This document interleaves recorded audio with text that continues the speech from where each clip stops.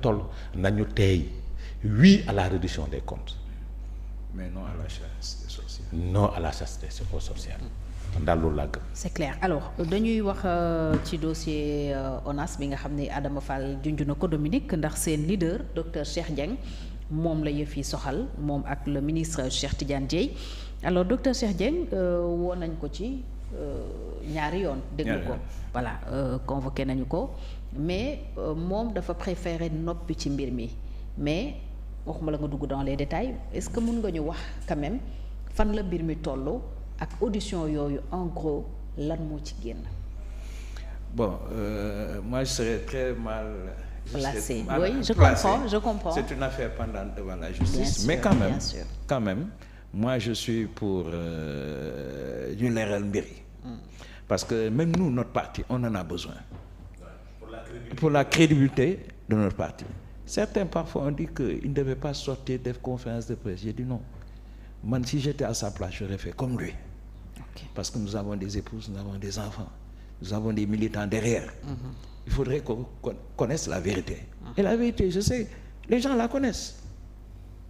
Il n'y avait pas de problème de véhicule, etc. Monsieur Fall l'a bien dit. On a eu à convaincre notre leader 2 fois. Moi j'y étais. J'ai passé toute la journée là-bas.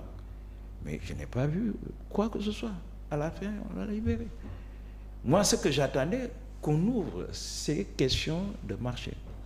Parce que c'est ça qui intéresse. kon ci audition yi kenn waxul waxu marché yi indi woon coow li. Non, apparemment. Pas parler.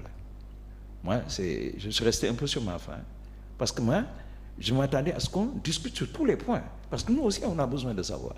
Alors, le peuple a besoin de savoir. Bien sûr. Qu'est-ce qui se passe dans ce dossier? Ministre de la Justice biñ ko ci interpellé à l'Assemblée nationale dafa ne une enquête est en cours. Et en cours. Mais kon yow su ma la déggee. enquête bi nekk en cours.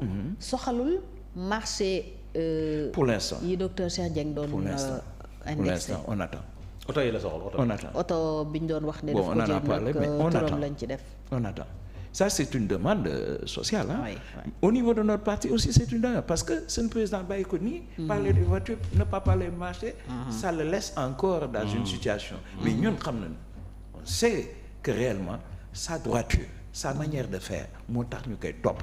Man le jour où j'avais vu autre chose. ma génne ci parti bi. man am na lu tax ba koy topp. Et ces valeurs là mi ngi ci moom jusqu'à présent ñooy ànd guddik bëccëg. On va faire régulièrement au niveau du bureau politique. On fait des sorties dans les régions, etc. Moi, j'ai toujours vu ces valeurs. Et nous, qui top, sont ces valeurs. Moi, nous, qui top. Nous, quand on nous a parlé du double chose, on était carrément 100% dedans. Moi, je suis politique. Et je sais qu'actuellement, il est encore sur cette droite ligne. Maintenant, comme je dis, il y a des patates choses, comme on dit, il y a des choses qui ne sont pas parce que, bon, ça indispose beaucoup de personnes. Mais il faudrait qu'on parle de ces marchés parce qu'il y va encore des deniers publics. Alors, docteur Cheikh Dieng tey lan mooy posture am ban tànk la taxawee est-ce que moom dafa toog di déglu justice rek wala nar na def dara pour seetal boppam. Seetal boppam, il a déjà dit sa partie de vérité. D'accord. Nous sommes dans la mouvance présidentielle jusqu'à présent. On a eu une cohérence du top, le parti au pouvoir, aussi bien pour les présidentielles que pour les législatives. N'empêche, nous sommes un parti qui se réunit régulièrement, qui a une certaine démocratie interne, et je vous fais la primeur qu'aujourd'hui on est dans la réflexion. Dans la réflexion, on n'est pas dans l'opposition, on est dans la majorité présidentielle, mais on a une autre façon de voir. Une autre façon de voir. C'est-à-dire la manière comme... Yéen a ngi waaj a génn. Non, on l'a pas dit. Ok. On l'a pas dit. Mais ak li fi xew yëpp ak li fi xew yëpp aussi ñu bëri comprendre ñu. lu tax fépp Tawfekh des ak Pastef mën naa ko waxee noonu des en tout cas ci majorité présidentielle bi parce que ay législative jaar na fi gisuñ ñu boole leen ci dara peut-être. Non, on a participé. À l'interne naka ngeen participer. On a participé. Da ngeen battre campagne pour Pastef. On a battu campagne. Okay. On a mis des moyens matériels, financiers et tout. Mais tey lan mooy les rapports entre Ousmane Sonko docteur Cheikh Dieng ak Bassirou Diomaye Faye. Bon, moi je serais mal placé pour connaître les relations. Okay. Je sais qu'ils avaient de très bonnes relations. Surtout entre docteur Cheikh Dieng et Ousmane Sonko. Je crois qu'avant que j'arrive en politique, ils avaient de très bonnes relations.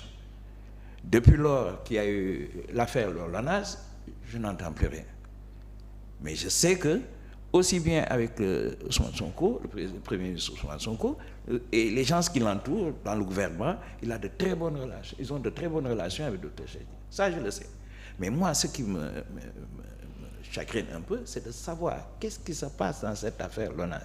Soit il a fait, alors il faut faire ce que la loi demande. Soit il n'a pas fait. Mais rester dans une situation comme ça, ambivalente, ce n'est pas la bonne posture. Et je crois que les Sénégalais, ce qu'on leur a vendu, c'est cette bonne gouvernance. Et je sais que le docteur Cheikh Dieng, il était toujours dans cette bonne gouvernance. Et ça l'a opposé, ce n'est pas aujourd'hui. Il y a quelques années aussi, c'était comme ça encore.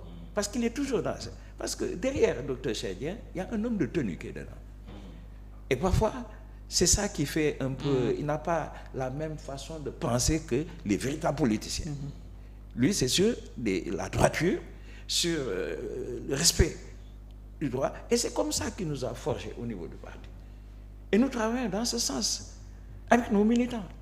Parce que c'est ce qu'on avait vendu aux populations. C'est pour ça que nous avons soutenu PASTEF.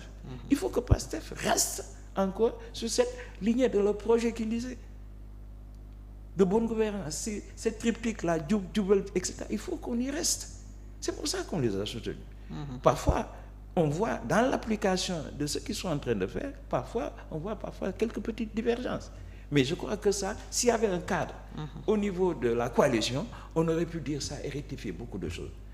Parce que dans la coalition, il y a énormément de compétences. Mais qui sont mal utilisées, qui sont là. Qui n'existe pas. qui n'existe que de nom. Adama. Oui. bi nga déggee li Dominique wax ci mbiram ONAS bi ak audition wu docteur Cheikh Dieng yeeg fi ñu ko tënk muy ci mbiram oto bi lan nga tiré comme conclusion. Dans la conscience des Sénégalais, la majorité des Sénégalais, Cheikh Dieng a fauté. Même si def na déclaration. Vous savez pourquoi ma wax ko, c'est parce que c'est lui qui a été sanctionné. C'est pas le ministre qui a été sanctionné, mais lui. Ici, on sanctionne négativement celui qui a fauté.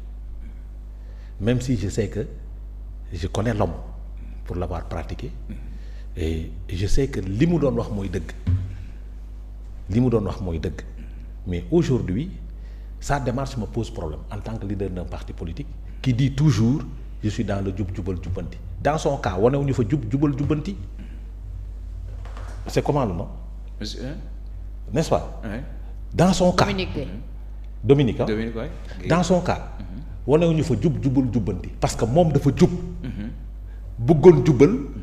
di jubbanti ñu ne ko du fi amee. bañ ko nee du fi amee la waroon jël ay kaakaam dem yoonam parce que xam na ni fi mu nekk jubal jubbanti amu fa.